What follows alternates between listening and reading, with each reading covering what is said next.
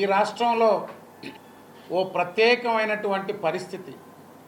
పాలెగాళ్ళు, పెత్తందారులు, దోపిడీదారులు రాజ్యం ఏలుతూ వైఎస్ఆర్ కాంగ్రెస్ పార్టీ ముఖ్యమంత్రి జగన్మోహన్ రెడ్డి గారు పదే పదే పెత్తందారులకు పేదలకు మధ్యన పోటీ, నన్ను కాపాడుకోవాల్సిన బాధ్యత మీదే, నా తల్లి వదిలేసింది, నా చెల్లి వదిలేశాడు, నన్ను నమ్మిన వాళ్ళు నేనేంటో అర్థం చేసుకొని వదిలేస్తున్నారు.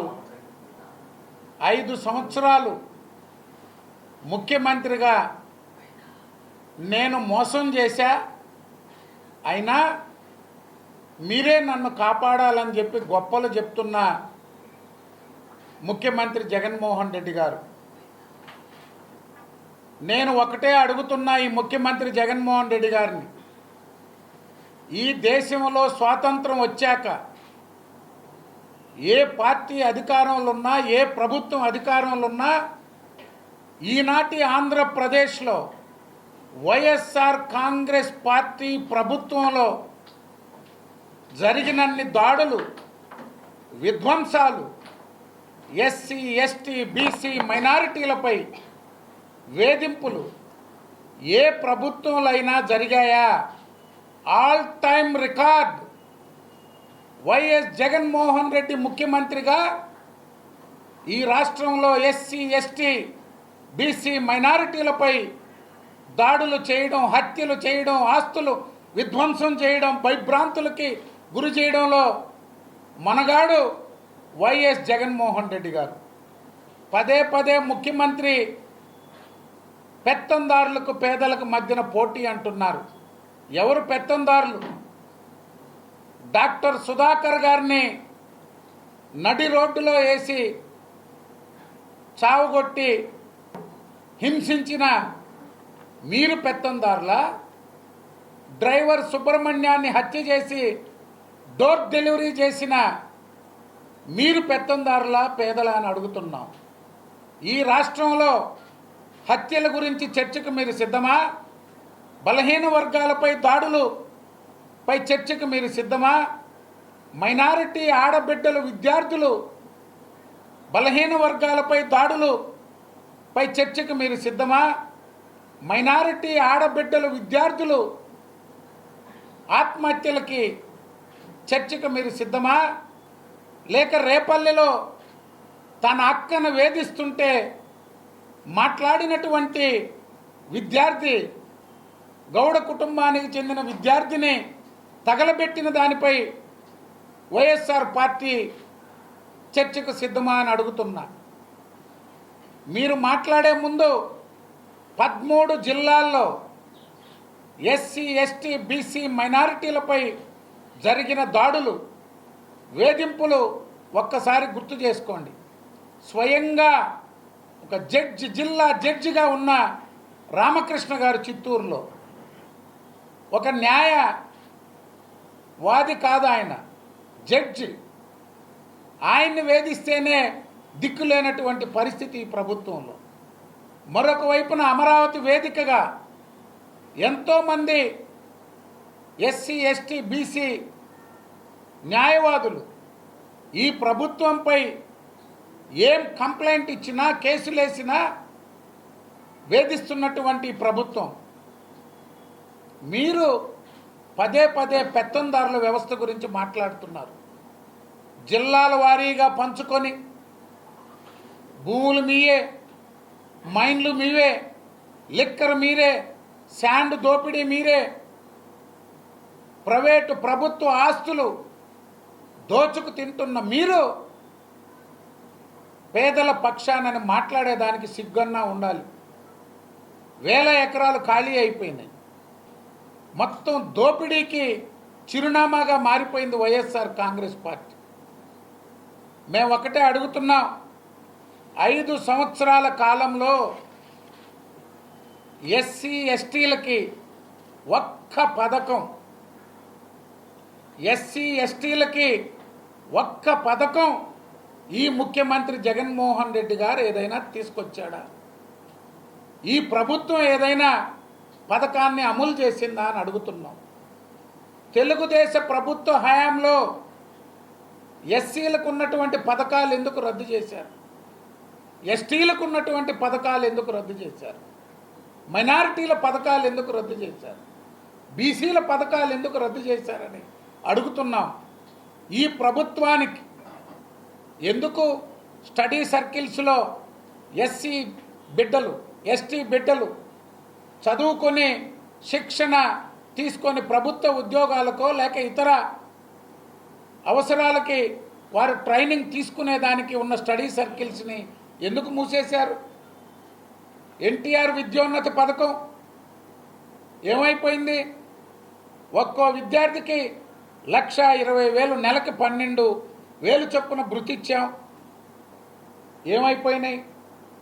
కేంద్ర ప్రభుత్వ పథకాలని ఎందుకు అమలు చేయలేకపోతున్నారు?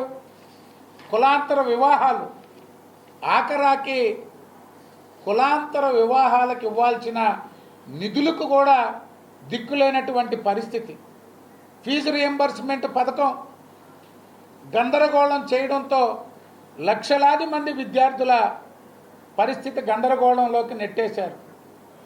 మేము ఒకటే అడుగుతున్నాం, రంజాన్ తోఫా ఎందుకు ఇవ్వలేకపోతున్నావు? రంజాన్ తోఫా ఎందుకు ఇవ్వలేకపోతున్నావు? ఏంటి మీకు వచ్చిన ఇబ్బంది? మైనారిటీలు, పేద కుటుంబాలు ఆ రంజాన్ పండగ సంతోషంగా జరుపుకోవాలని ప్రారంభించినటువంటి రంజాన్ తోఫాని, చంద్రన్న కానుక పేరు మార్చుకో, ఎందుకు ఇవ్వలేదో ముఖ్యమంత్రి గారు సమాధానం చెప్పాలి. మైనారిటీ కోసం ఉర్దూ విశ్వవిద్యాలయం, ఈరోజు షరీఫ్ గారు ఓ పెద్ద మనిషి, మైనారిటీలు కాదు అన్ని వర్గాల్లో గౌరవంగా ఉన్నటువంటి వ్యక్తి షరీఫ్ గారు శాసన మండలి చైర్మన్ ఉంటే మీ అమరావతి బిల్లుకి మద్దతు ఇవ్వలేదని సాయిబుకే పుట్టావా అని ఒక శాసన మండలి చైర్మన్ని అహంకారంగా దూషించిన మీరా పెత్తందారులు. నేను అందుకే కోరుతున్నా, రేపటి నుంచి నామినేషన్లు ప్రారంభం అవుతున్నాయి.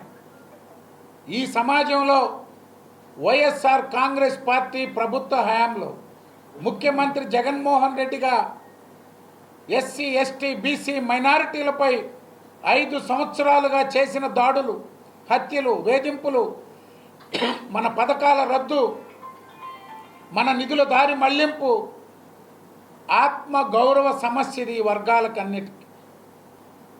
బీసీల రిజర్వేషన్ రద్దు చేసిన జగన్మోహన్ రెడ్డిని బీసీలు ఓడించాలి.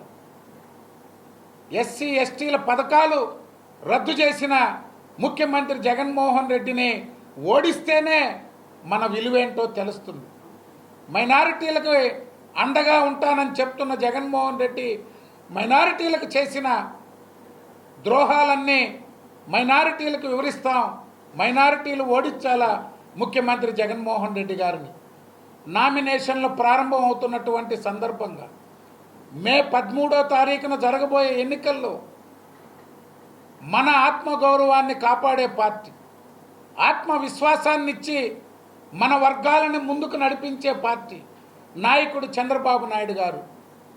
జనసేన, భారతీయ జనతా పార్టీ, తెలుగుదేశం పార్టీ కూటమిని గెలిపించాలని, ఈ వర్గాలను అణిచివేసిన, ఈ వర్గాలకు పథకాలు దూరం చేసిన, మన నిధులు దారి మళ్లించిన ముఖ్యమంత్రి జగన్మోహన్ రెడ్డిని, వైఎస్ఆర్ కాంగ్రెస్ పార్టీని చిత్తుగా ఓడించాలని చెప్పి వైఎస్ఆర్ కాంగ్రెస్ పార్టీ కోడికత్తి డ్రామా, వివేకానందరెడ్డి గారి హత్య, పింక్ డైమండు ఇవన్నీ చూశాక జగన్మోహన్ రెడ్డి గారు ఎంత అసమర్థ ముఖ్యమంత్రి అనేది, తనపై హత్యాయత్నం జరిగింది, కోడికత్తి డ్రామా ఆడిన జగన్మోహన్ రెడ్డి 5 సంవత్సరాలు ముఖ్యమంత్రిగా ఆ కేసు విచారణ కూడా చేయలేకపోయాడు. ఆయనే ముఖ్యమంత్రి, ఆయనపైనే దాడి జరిగింది. చివరికి ఆ సీను తల్లి బయటకు వచ్చి నా బిడ్డకు బెయిల్ కావాలని సమాజాన్ని కోరుకున్నటువంటి పరిస్థితి. వివేకానందరెడ్డి హత్య నారాసుర రక్త చరిత్ర అన్నారు, మా అందరి మీద విమర్శలు చేశారు. నీ చిన్న తండ్రిని వైఎస్ రాజశేఖర్ రెడ్డి కోసం నిరంతరం తపించిన తన అన్న ముఖ్యమంత్రి కావాలని జీవితాంతం తపన పడినటువంటి వైఎస్ వివేక హత్య నువ్వు ముఖ్యమంత్రిగా నిందితులను ఎందుకు తేల్చలేకపోయావు? పింక్ డైమండ్ అన్నావు, చంద్రబాబు నాయుడు ఇంట్లో భూమిలో ఉందన్నావు, దాన్ని ఎందుకు కేసు విత్డ్రా చేసుకున్నారు? దాని మీద ఎందుకు విచారణ చేయలేదు? ఈరోజు గులకరాయి తగిలితే హత్యాయత్నం అంట. ఆ కాంతిరాన్ రాణా సిగ్గులేని ఐపీఎస్ ఆఫీసర్ ఏం మాట్లాడావు నువ్వు? మా కార్పొరేటర్ గాంధీ మీద నేరుగా కన్ను పొడిచి కన్ను పోతే, మా కార్పొరేటర్ కన్ను పోతే పొరపాటున కారు కీస్ తగిలినాయంట. అది హత్యాయత్నం కాదంట. ఆయన ఏది ఇట్టంటే కన్ను పోయిందంట. అయ్యా, నీ భార్యనో నీ బిడ్డనో ఎవడన్నా పొడస్తాడు రానా? నువ్వు ఇట్నే చెప్తావా? మీ ఇంట్లో వాళ్ళని ఎవరన్నా పొడస్తారు, ఒక కన్నో కాలో పోతే పొరపాటున జరిగిందని చెప్పు. ఐపీఎస్ రద్దు చేయాలి.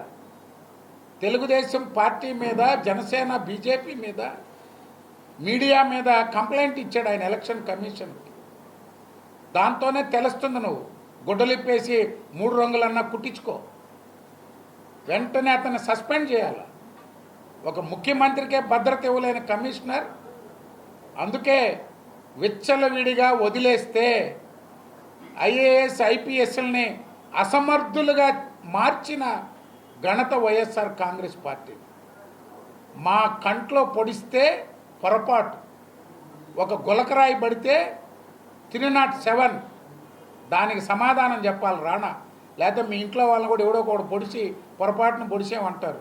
ఆ విధంగా సమాజం తయారవుతుంది. వాళ్ళు అదే చెప్తారు. వాళ్ళు ఒక పక్కన చెల్లెళ్ళు ఇద్దరు బోరుని ఏడస్తా ఈదులెక్కి మాట్లాడుతుంటే ఇంకా కూడా ఇతరులను విమర్శిస్తున్నారు. వీడియోలు రిలీజ్ చేశారు, కాల్ లిస్టు రిలీజ్ చేశారు, మొత్తం ఆ ఇంటికి ఎవరు వచ్చారు ఎవరు పోయారు రిలీజ్ చేశారు, ఆ కుటుంబంలో ఏం జరిగిందో చెప్పారు, వివేకానంద రెడ్డిని ఎందుకు చంపారో చెప్పింది, ఎంపీ కోసం గొడవైంది కుటుంబంలో అని చెప్పారు. పాదయాత్ర చేయమని ఏమన్నా షర్మిలమ్మని తెలుగుదేశం పార్టీ చెప్పిందా? జగనన్నను ముఖ్యమంత్రి చేయమని ఆమె రాష్ట్రం అంతా తిరిగింది ఏమన్నా తెలుగుదేశం పార్టీ చెప్తే తిరిగిందా?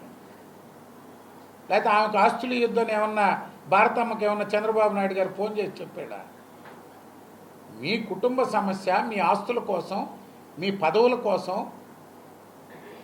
విచక్షణ లేకుండా మీరు ప్రవర్తించి మీరు హత్యలు చేసుకొని దాన్ని తెలుగుదేశం మీదకి నెట్టే. మరిన్ని వీడియోస్ కోసం ఛానల్ ని సబ్స్క్రైబ్ చేయండి. లేటెస్ట్ అప్డేట్స్ కోసం వాట్సాప్ ఛానల్ ని ఫాలో చేయండి. అండ్ లింక్ డిస్క్రిప్షన్ లో ఉంది.